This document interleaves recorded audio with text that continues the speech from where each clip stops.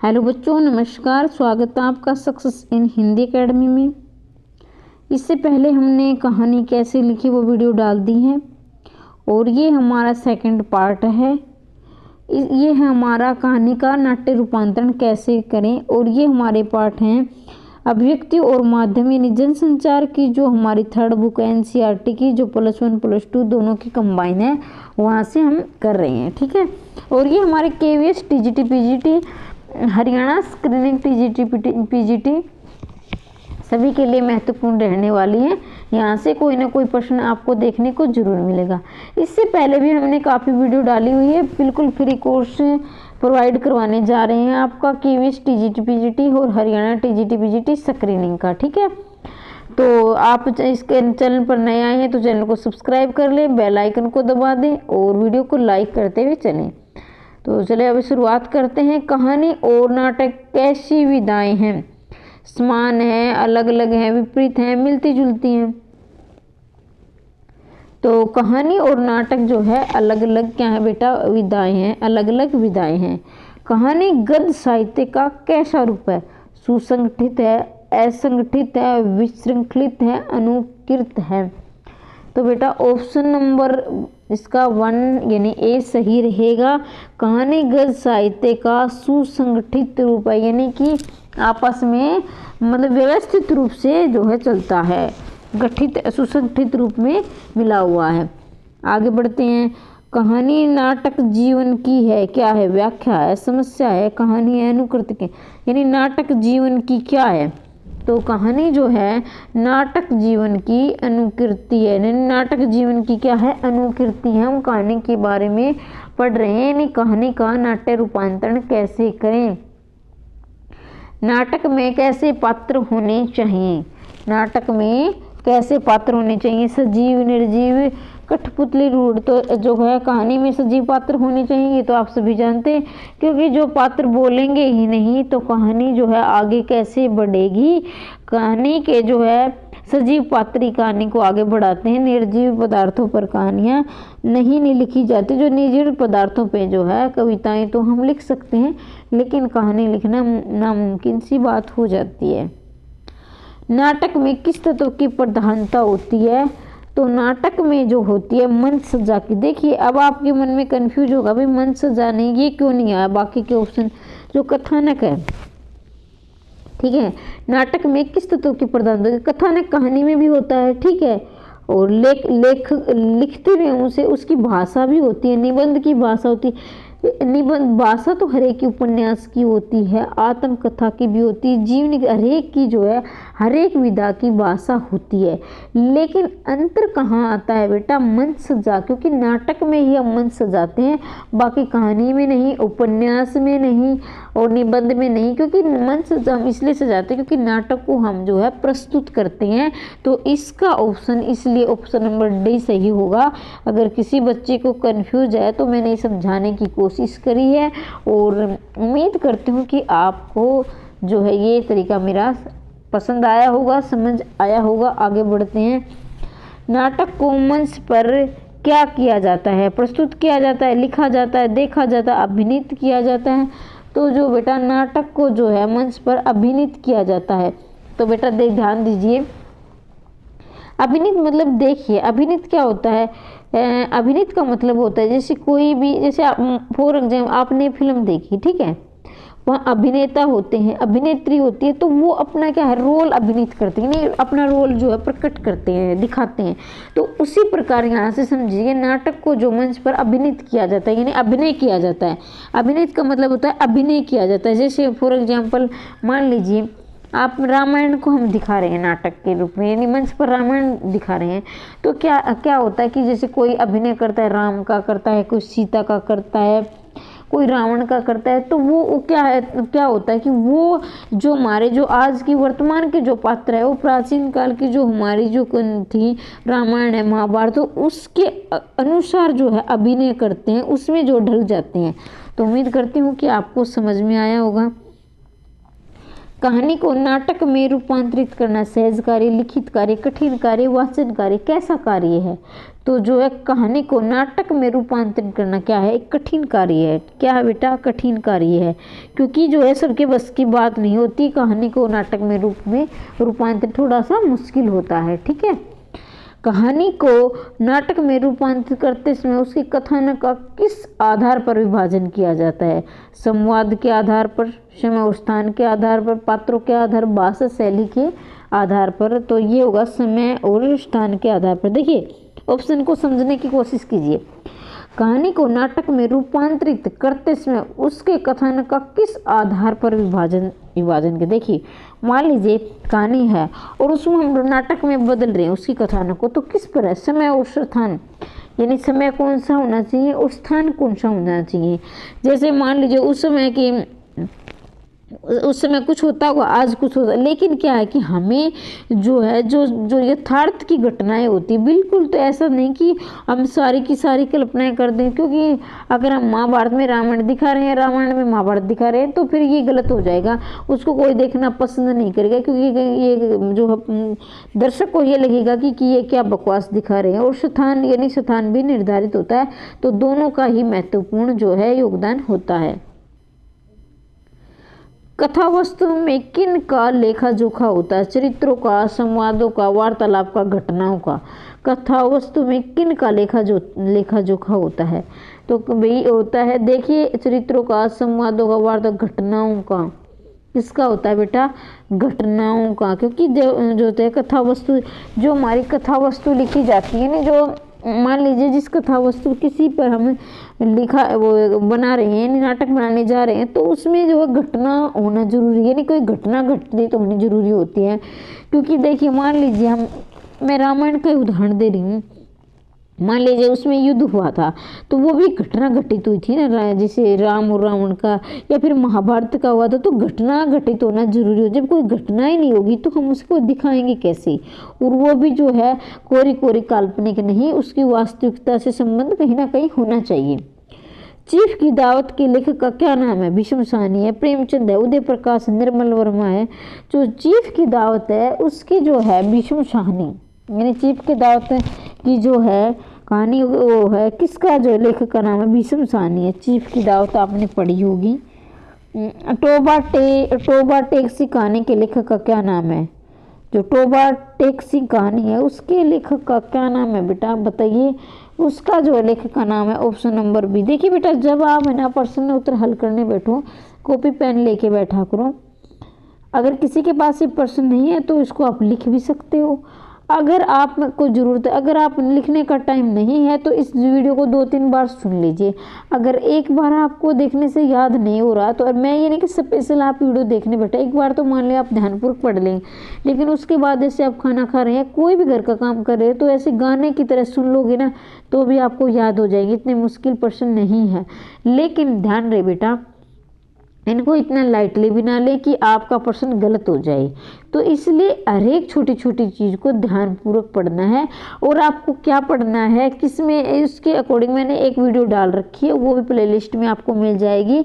कि जो आपका जो अभी पेपर हुआ था प्रमोशन वालों का, जो उस डिपार्टमेंट वालों को क्या आया था, वो वीडियो आप जाकर जरूर देखें, क्योंकि वो आपके लिए काफ़ी हेल्पफुल वीडियो रहने वाली है। इसके साथ ही मैंने आरो भाग 1, 2 और वितान भाग 1, 2 की वीडियो भी डाली हुई है, वो भी आपके लिए काफ़ी सार्थक, काफ़ी आपको सहायता मिलेगी वहाँ से, तो आप उसको भी जाकर जरूर देखें। ईदगाह कहानी के लेखक का क्या नाम है? भीष्म साहनी, भगवती चरण वर्मा, प्रेमचंद। जो ईदगाह कहानी है उसके लेखक का नाम क्या है बेटा? प्रेमचंद। और ईदगाह कहानी आपने दिखा, ईदगाह के जो ईद के समय पर किस तरह वो अपनी दादी के लिए चिमटा लेके आता है, और एक छोटा सा बच्चा, बड़ी उसमें आदर्शवादी कहानी है, किस तरह से एक संस्कारी बच्चे की जो खिलौने से ललायत न होकर और अपनी दादी के बारे में सोचता है कि मेरी दादी की रोटी बनाते हुए उंगली जल जाती है। तो ये कहानी काफ़ी आदर्शवादी कहानी है। इनमें से प्रेमचंद की कहानी का नाट्य रूपांतरण हुआ, यानी कि जो ये प्रेमचंद की चारों कहानी किसकी? प्रेमचंद की। इतना याद रखिए, ठीक है, चारों की चारों किसकी? प्रेमचंद की। और प्रेमचंद ने लगभग 300 से प्लस कहानियां लिखी है, ठीक है। तो उसमें से कहानी का मतलब नाटक बना है, उस कहानी का नाटक मतलब लिखा गया है, प्रस्तुत किया गया है। तो उसमें देखना कफन का, मंत्र का, ठाकुर का कुआं, शतरंज के खिलाड़ी जो आपकी रहेगी, यानी कफन कहानी का जो है नाटक प्रस्तुत किया गया है। नाटक में इस बात का ध्यान रखें, बार IMP लगा ले इस प्रश्न को, बार बार ये पूछा गया है। ठीक है बेटा, IMP लगा लेना इसे। इनमें से किस कहानी का नाट्य रूपांतरण हुआ है? जैसे यहाँ प्रेमचंद का किसका हुआ है? कफन का। लेकिन इसमें किसका हुआ है बेटा? तो इसका हुआ है रुपया तुम्हें खा गया। और रुपया तुम्हें खा गया किस लेखक की है? भगवती चरण वर्मा की है। भगवती चरण वर्मा, रुपया तुम्हें खा गया। और रुपया तुम्हें खा गया किसका जो है, इसका जो है नाट्य रूपांतरण किया गया है, यानी इस कहानी में नाटक भी प्रस्तुत किया गया है। इतना याद रखें। इनमें से किस कहानी का नाट्य रूपांतरण हुआ है? अभी रुपया तुम्हें खा गया उसका भी हुआ है, किसका है? भगवती चरण वर्मा का। कफन का भी हुआ, किसका है? प्रेमचंद की है। इनमें से किस, फिर बाकी इसमें से किसका हुआ है? मोहनदास का। शतरंज के खिलाड़ी, बड़ी दीदी, नमक, तो इसमें हुआ बेटा मोहनदास का। मोहनदास। और मोहनदास के जो लेखक है उसका क्या नाम है? तो मोहनदास के लेखक का नाम है उदय प्रकाश। तो इसमें 3 कहानियां का हुआ है, कफन का, प्रेमचंद, रुपया तुम्हें खा गया, भगवती चरण वर्मा, मोहनदास, उदय प्रकाश, तो इनका हुआ है। आगे बढ़ते हैं। इनमें से कौन सी कहानी प्रेमचंद की नहीं है? कफन, बड़े साहब, दुविधा, मोटे राम। तो इनमें से जो दुविधा है जो प्रेमचंद की नहीं है, कफन भी है, बड़े भाई साहब भी है, और मोटे राम शास्त्री भी जो है प्रेमचंद की है। अगर आप चाहते हैं ना बेटा कम समय में हम ज़्यादा से ज़्यादा तैयारी कैसे करें, ज़्यादा से ज़्यादा नंबर कैसे लाएं, तो मैं उस पर भी वीडियो बना दूंगी अगर आप चाहते हो। लेकिन आपका व्यू क्या रहेगा, तो फिर मैं उसी के अकॉर्डिंग बनाऊंगी। लेकिन अगर आप चाहते नहीं मैम हम तो कर लेंगे, तो फिर मैं रहने देती, फिर मैं नहीं बनाऊंगी। इनमें से किस कहानी का नाट्य रूपांतरण हुआ है? धूप का टुकड़ा, नमक, काक की पिंजरे की उड़ान। तो इसमें से हुआ है बेटा धूप का टुकड़ा। किसका हुआ? धूप का टुकड़ा। अब तक हमने 3 कहानियों का नाट्य रूपांतरण पढ़ लिया, अभी 4थी कहानी आई है धूप का टुकड़ा। तो धूप का टुकड़ा है निर्मल वर्मा की। देखिए फिर से रिवीजन करवा देती हूँ। कफन का, रुपया तुम्हें खा गया, मोहनदास, धूप का टुकड़ा, इन 4 कहानियों का नाटक जो है रूपांतरण हुआ, यानी नाटक लिखा गया, नाटक प्रस्तुत किया गया है इन 4 कहानियों का। ठीक है। समय और स्थान के आधार पर कहानी को किन रूपों में लिखा जाता है? संवादों के रूप में, देश काल के रूप में, और जो है भाषा शैली के रूप में, दृश्यों के रूप में। तो इसका ऑप्शन नंबर हो जाएगा बेटा डी, यानी जो समय और स्थान और समय के आधार पर दृश्यों के रूप में हम जो है इसके रूपों में लिखते हैं। स्थान और समय के आधार पर कहानी को किन रूपों में लिखा जाता है ना? दृश्य रूपों में लिखा जाता है, यानी दृश्य जो है उसमें प्रस्तुत किए जाते हैं। नाटक का प्रत्येक दृश्य कैसा लगना चाहिए? कथानक का आरंभ, कथानक का हिस्सा, कथानक का मध्य, कथानक का अंत। जो नाटक का प्रत्येक दृश्य कैसा लगना चाहिए? तो ऑप्शन नंबर बी, कथानक का हिस्सा होना चाहिए। यानी कि जो है नाटक का कोई भी दृश्य अगर हमें प्रस्तुत करना है तो वो उसका हिस्सा, यानी उससे कनेक्ट होना चाहिए। ये नहीं कि इसमें जो है आप किसका भाग दिखा रहे हो, उसमें दूसरी कहानी का दिखा रहे हो, यानी एक दूसरे से कनेक्ट होना चाहिए। जैसे फॉर एग्जाम्पल मान लीजिए हम किसी योद्धा का दिखा रहे हैं, तो मान लीजिए यानी कोई भी कहानी, पहले उसके बचपन का, फिर उसकी जवानी का, फिर बुढ़ापे का, या फिर ऐसा होना चाहिए कि जैसे पहले वो किसी प्रकार बहादुरी से लड़ा, फिर कैसे उसने विजय प्राप्त करी, या फिर हारा भी तो वो संघर्ष के साथ हारा। यानी एक उत्सुकता होनी चाहिए कहानी के अंदर। ये नाटक हो चाहे कहानी, उत्सुकता होनी चाहिए और जिज्ञासा होनी चाहिए। ये नहीं कि नाटक प्रस्तुत किया जा रहा है और जो दर्शकों को आनंद नहीं आ रहा वो उठ कर चले जाते और कोई वहाँ बैठे ही नहीं। यानी वो है कि जैसे पूरी भीड़ को एकाग्रता के साथ बांध दे, ऐसा जो है नाटक प्रस्तुत करना चाहिए। तो उम्मीद करती हूँ कि आपको जो है समझ में आया होगा। चलिए बेटा अब आगे बढ़ते हैं। ये क्या हो रहा बार बार?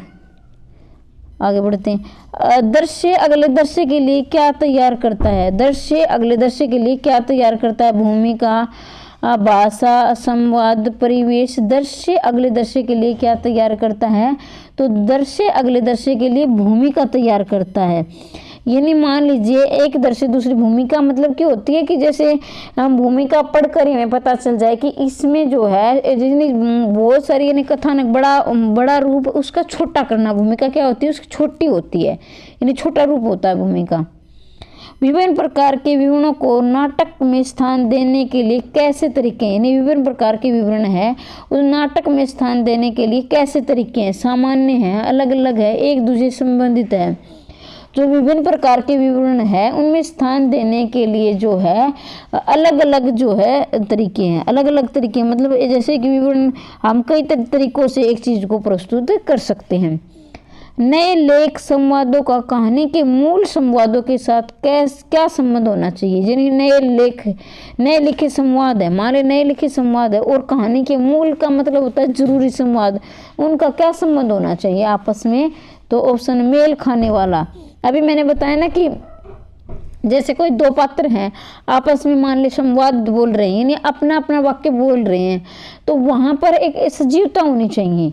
मान ले उसने प्रश्न कुछ किया तो उसका उस प्रश्न और उत्तर का आपस में संबंध होना चाहिए, ना कि वो कुछ बोल रहा है दूसरा कुछ बोल रहा है, ऐसे नहीं होना चाहिए। एक दूसरे का मेल खाना चाहिए, ऐसे होना चाहिए कि जो है देखने वाले बिल्कुल उसमें रम जाए और उनको एक यथार्थता लगे, भी काल्पनिक नहीं लगे, बिल्कुल जैसे वो क्यों घटना अभी घटित हो रही हो, उनको आनंद आना चाहिए। नाटक के संवाद कैसे होने चाहिए? विस्तृत होने चाहिए, लंबे होने चाहिए, कठिन भाषा होनी चाहिए, छोटे और प्रभावशाली होने चाहिए। जो है छोटे और प्रभावशाली होने चाहिए, क्योंकि अगर देखिए हमारे नाटक में संवाद है, कोई वाक्य बोल रहा है यानी कोई लाइन बोल रही है, तो इतने लंबे चले जाएं कि जो अगले वाला या तो उसको भूल जाए या किसने पूछा क्या है, इसने क्या बोला है, और या फिर सुनने वाले भूल जाइए क्या कहानियाँ कैसे मतलब कहानी की तरह पढ़ रहे हैं। तो उसमें क्या है, छोटे भी होने चाहिए यानी सबको समझ में आ जाए, लेकिन प्रभावपूर्ण यानी उसमें प्रभावित हो जाए, सुनने वाले प्रभावित हो जाएं, प्रभाव छोड़ जाएं, ऐसे वाक्य होने चाहिए और उनका अर्थ भी निकलना चाहिए। ईदगाह कहानी में हामिद नामक पात्र किस वस्तु का जिक्र नहीं किया है? खान पान का, वातावरण का, कपड़ों का, बोलचाल का। जो ईदगाह कहानी है जो एक छोटे बच्चे की कहानी है और उसमें ईद के अवसर पर वो खुद के खिलौने ना खरीद कर अपनी दादी के लिए चिमटा खरीद के लाता है कि किस प्रकार दादी की उंगलियां जल जाती है और मैं उनके लिए चिमटा लेके जाऊंगा। तो ये बड़ी ही मार्मिक और संस्कारी कहानी है। तो इसमें किसी ने पढ़ी है उनके लिए मतलब उन्होंने तो को और जो है पता होगा, लेकिन जिन्होंने नहीं पढ़ी तो थोड़ा सा बता देती हूँ। तो उनमें किसका जिक्र नहीं हुआ है? तो कपड़ों का जिक्र नहीं हुआ है, क्योंकि खान पान में क्या है, वो दोस्त है आपस में, छोटे बच्चे हैं तो वो मिठाई खरीद रहे हैं और बोलचाल तो है भी, बातचीत हो रही है। वातावरण वो क्योंकि ईद का अवसर है, जो ईद का त्योहार है, लेकिन कपड़े वहां पर कपड़ों का जिक्र नहीं हुआ है, कपड़े जो है नहीं खरीदे जा रहे हैं। ठीक है। नाटक में अभिनय किसका काम है? पात्र का, निर्देशक का, लेखक का, दर्शक का? जो है नाटक में अभिनय निर्देशक का काम है, यानी निर्देशक ही जो है जो नाटक का जो अभिनय नाटक लिखता है वो किस प्रकार से पात्रों को कौन सा रोल करवाना है, कौन सी उनकी वेशभूषा, ये सभी जो है निर्देशक जो है तय करता है। आगे बढ़ते हैं। नाटक में चरित्र चित्रण और संवेदनात्मक प्रभाव उत्पन्न करने के लिए क्या आवश्यक है? अभिनय, संवाद, देश काल, ध्वनि और प्रकाश। नाटक में चरित्र चित्रण और संवेदनात्मक प्रभाव करने के लिए क्या आवश्यक है? तो इसमें आवश्यक है बेटा ऑप्शन नंबर डी, यानी ध्वनि और प्रकाश होना चाहिए। जब ध्वनि और प्रकाश ही नहीं होगा तो नाटक जो है नहीं प्रस्तुत किया जाएगा। प्रकाश का होना भी जरूरी होता है। स्वगत कथन के स्थान पर आजकल किसका प्रयोग किया जाता है? वॉइस ओवर का, वॉइस वीक का, वॉइस का, चेस वॉइस का। तो इसका ऑप्शन नंबर ये हो जाएगा, वॉइस ओवर का स्वगत कथन के आधार पर प्रयोग किया जाता है। तो यहाँ तक आगे भी और करने हैं, लेकिन एक बार हम इनका रिवीजन कर लेते हैं।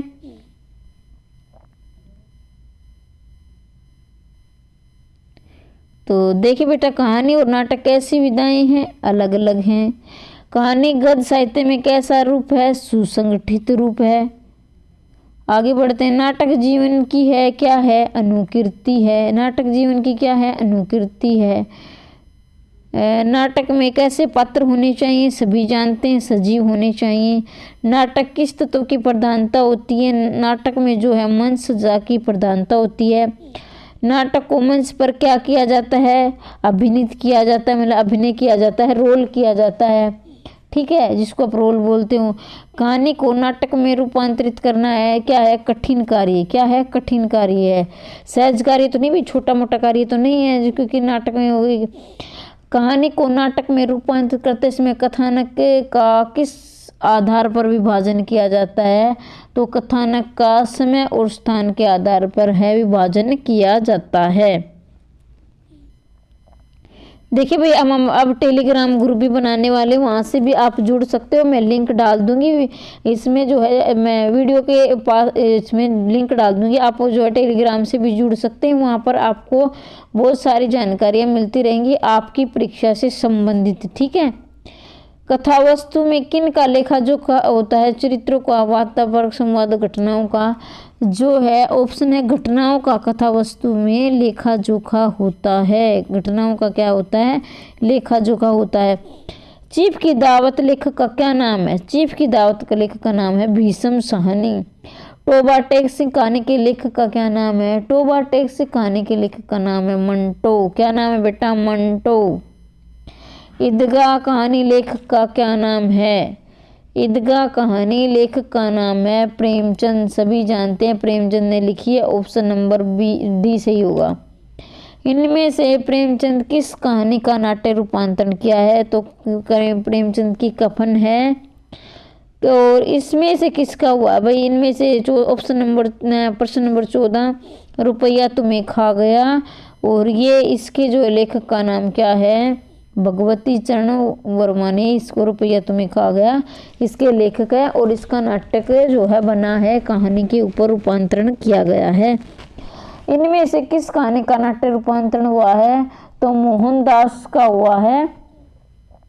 और इसके लेखक का नाम क्या है बेटा? इसके लेखक का नाम है उदय प्रकाश। क्या नाम है? उदय प्रकाश, ठीक है। इनमें से कौन सी कहानी प्रेमचंद की नहीं है? तो इसकी जो है दुविधा जो है प्रेमचंद की नहीं है। कफन भी है, बड़े भाई साहब भी है, मोटे राम शास्त्री भी है। एक बात बता दूं बेटा, अगर आप चाहते हैं किसी भी टॉपिक पर वीडियो बनवाना कि मैडम हम उस टॉपिक पर दिक्कत आ रही है, तो मैं उसके लिए भी वीडियो लेकर आऊँगी। और कुछ बच्चों को ये नहीं पता कि अब हमें क्या क्या जो हमें पिछले जो पेपर हुए हैं, अभी फिलहाल पूरे पेपर हुआ है, उसके ऊपर मैंने वीडियो बनाई है, कहाँ से क्या आया था और आपको क्या पढ़ना है। और अभी जो है वो आरोह वितान की भी मैंने काफ़ी वीडियो डाली हुई है। और व्याकरण से संबंधित वहाँ आपको बहुत सहायता मिलेगी। अगर आपने सारी वीडियो देखी तो मेरी हर एक वीडियो से आपको 1 नंबर जरूर मिलेगा, इसका मैं पूरा दावा कर सकती हूँ। क्योंकि बेटा पहले मैंने पूरे पाठ्यक्रम को देखा है कि कहाँ से प्रश्न आ रहे हैं, इसका सिलेबस क्या है, पूरा मैंने अध्ययन किया है, निष्कर्ष निकाल के मैंने वीडियो बनानी शुरू की। ये नहीं आपको उलूल फुजूल में ऐसी जानकारी दे रही हूँ, बिल्कुल भी नहीं। हर एक वीडियो आपको 1-2 नंबर दिलाएगी, मेरा आपसे बिल्कुल ये दावा है। कोई भी आप मेरे साथ समय खराब नहीं कर रहे हो। अगर आपने ध्यान से सारी वीडियो देखी तो आपको बहुत फ़ायदा मिलेगा बेटा। हर एक वीडियो मेरी 1-2 नंबर आपको दिलाएगी।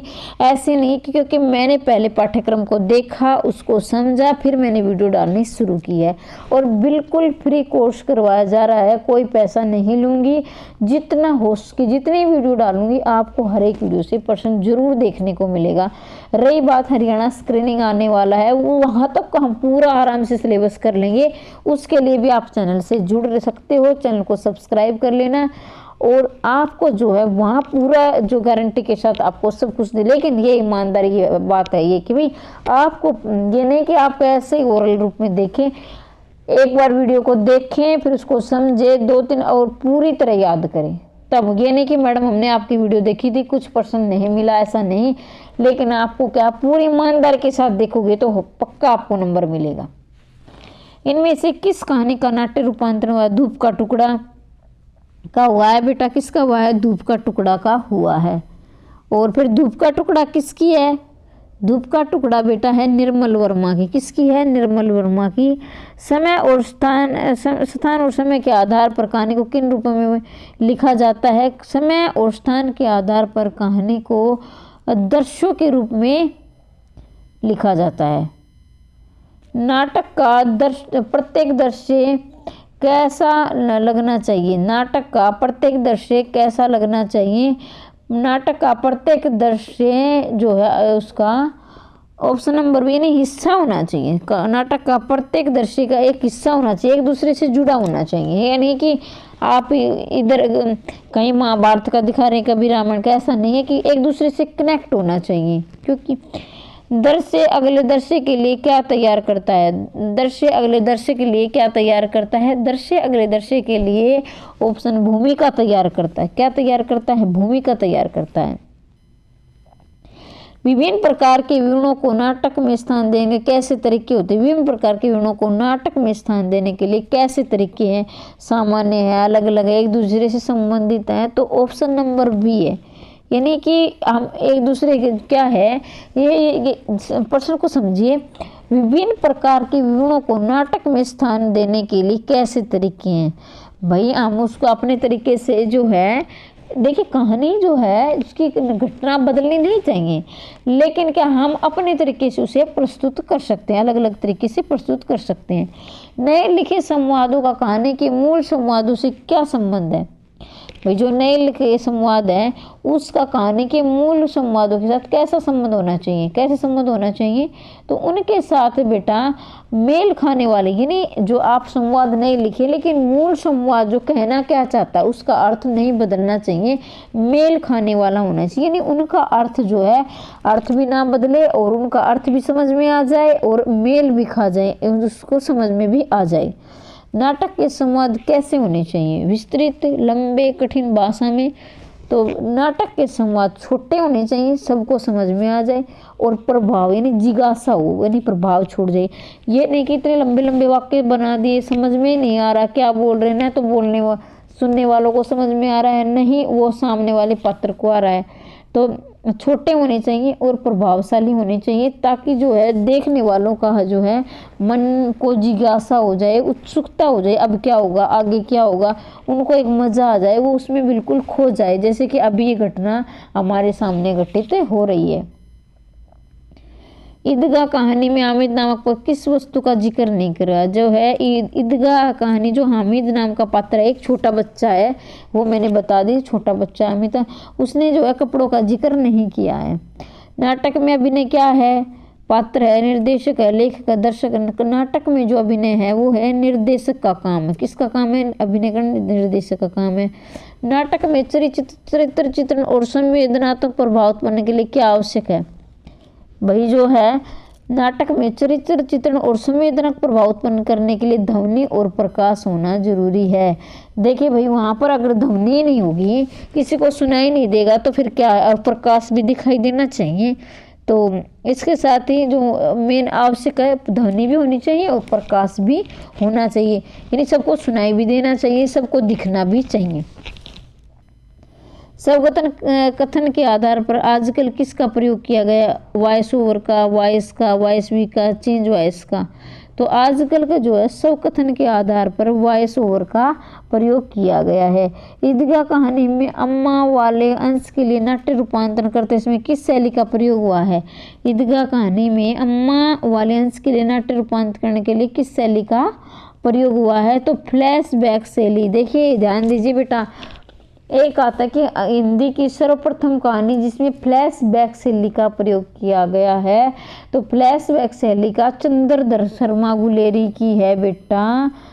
उसने कहा था, चंद्रधर शर्मा गुलेरी की क्या है, उसने कहा था। इसमें जो पहली बार फ्लैशबैक शैली का प्रयोग हुआ था, उसने कहा था। पहली फ्लैशबैक शैली की कहानी कौन सी है? चंद्रधर शर्मा गुलेरी की है, उसने कहा था। ठीक है,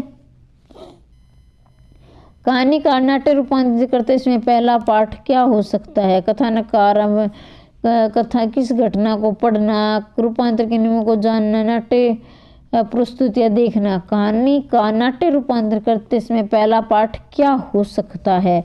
तो पहला पाठ क्या हो सकता है? अच्छी नाट्य प्रस्तुतियां देखना। कहानी का नाट्य रूपांतरण करते समय पहला पाठ क्या हो सकता है? अच्छी नाट्य प्रस्तुतियां देखना। ऑप्शन नंबर डी इसका सही आंसर हो जाएगा। ईदगाह कहानी में ईदगाह में जाने से पहले बच्चे क्या गिन रहे हैं? ईदगाह कहानी में ईदगाह में जाने से पहले बच्चे क्या गिन रहे हैं? अपने पैसे, अपने कपड़े, अपने साथी, अपने खिलौने।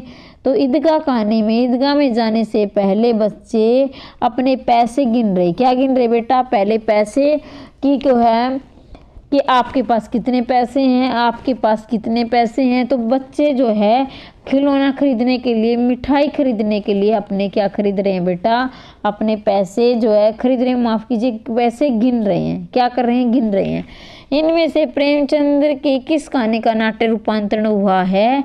तो ऑप्शन नंबर बी, यानी देखिए उसमें तो क्या हुआ है? कहानी का हुआ है। किसका? कफन का। ठीक है, कफन कहानी का नाट्य रूपांतरण हुआ है। लेकिन ध्यान दीजिए बेटा, यहाँ जो है गोदान क्या है? उपन्यास है। इनमें से प्रेमचंद के किस उपन्यास का नाटक? ये जो है उपन्यास है गोदान। क्या है? गोदान का भी नाटक, गोदान उपन्यास पर भी नाटक बना है। और कहानी कौन सी है? कफन पर बना है। और उपन्यास कौन सा है? गोदान पर। इस बात का ध्यान रखिए। वो क्या है? कहानी है, ये क्या है? उपन्यास है। और दोनों पर नाटक लिखा गया है और प्रस्तुत भी किया गया है। ठीक है, यानी प्रस्तुत किया गया है। तो अब एक बार रिवीजन कर लेते हैं। हमने कहाँ तक पढ़ा था? यहाँ तक यहीं कर दिया था। अगले दृश्य के लिए क्या तैयार करता है? दृश्य अगले दृश्य के लिए भूमिका तैयार करता है। ठीक है, विभिन्न प्रकार के गुणों को नाटक में स्थान देने के लिए कैसे तरीके हैं? तो अलग अलग तरीके हैं। नए लिखे संवादों का कहानी के मूल संवादों के साथ कैसा संबंध होना चाहिए? जो नए लिखे संवाद है मूल कहानी के आधार पर उनका मेल खाना चाहिए, मेल होना चाहिए, एक दूसरे से कनेक्ट होना चाहिए। नाटक के संवाद कैसे होने चाहिए? नाटक के संवाद छोटे और क्या है? प्रभावशाली होने चाहिए। छोटे और प्रभावशाली होने चाहिए। ईदगाह कहानी में हामिद नामक पात्र किस वस्तु का जिक्र नहीं किया गया है? हामिद नामक पात्र में उसमें कपड़ों का जिक्र नहीं किया गया है। नाटक में अभिनय किसका काम है? नाटक में अभिनय बेटा किसका काम है? पात्र का है, निर्देशक का है, किसका काम है? तो इसमें निर्देशक का काम है। नाटक में चरित्र चित्रण और संवेदना प्रभाव उत्पन्न करने के लिए क्या आवश्यक है? तो क्या आवश्यक है? इसके लिए जो ध्वनि प्रकाश होना चाहिए, क्योंकि ध्वनि और प्रकाश नहीं होंगे तो फिर नाटक है ना तो दिखेगा और ना ही सुनेगा। स्वगतन कथन के स्थान पर आजकल किसका प्रयोग हुआ है? वॉइस ओवर का प्रयोग हुआ है। स्वगत कथन के स्थान पर वॉइस ओवर का। ईदगाह कहानी में अम्मा वाले अंश के लिए नाट्य रूपांतरण करते समय किस शैली का प्रयोग हुआ है? जो ईदगाह कहानी में फ्लैशबैक शैली का प्रयोग हुआ है। फ्लैशबैक शैली की पहली कहानी कौन सी है? उसने कहा था, और किसकी है? चंद्रधर शर्मा गुलेरी की हिंदी की पहली फ्लैशबैक शैली पर आधारित कहानी है। इस बात को भी याद रखें। बहुत से क्वेश्चन ऐसे हैं जो मैं बोलकर बताती हूँ, उनको भी बेटा याद रखना। कहानी का नाट्य रूपांतरण करते इसमें पहला पाठ क्या हो सकता है? अच्छी नाट्य प्रस्तुतियाँ करना। अच्छी नाट्य प्रस्तुतियाँ करना। ईदगाह कहानी में ईदगाह में जाने से पहले बच्चे क्या गिन रहे हैं? भाई अपने पैसे गिन रहे हैं। इनमें से प्रेमचंद के किस उपन्यास का नाट्य रूपांतरण हुआ है? जो उपन्यास का हुआ है गोदान का। तो बेटा उम्मीद करती हूँ कि आपको वीडियो पसंद आई होगी। ठीक है, वीडियो को लाइक कर देना। और आप वीडियो देखते हो लेकिन लाइक नहीं करते। लाइक आपके पैसे नहीं लगते हैं, लेकिन बेटा मेरा उत्साह बढ़ जाता है कि भी बच्चों ने वीडियो देखी और उनको पसंद आई, तो मुझे एक खुशी मिलती है। और आप नहीं चाहते क्या मुझे खुशी मिले, तो मुझे इतनी सी तो खुशी आप दे सकते। मैं आपके लिए इतनी मेहनत कर रही हूँ और आपके लिए बिल्कुल फ्री पूरा कोर्स करवाऊँगी। हरियाणा TGT PGT का और इसका KVS TGT PGT का। और मैं चाहती हूँ कि आपका सिलेक्शन श्योर हो। आगे बढ़ते रहिए, पढ़ते रहिए, मुस्कुराते रहिए, ज़िंदगी में हमेशा खुश रहिए। और वीडियो देखने के लिए धन्यवाद।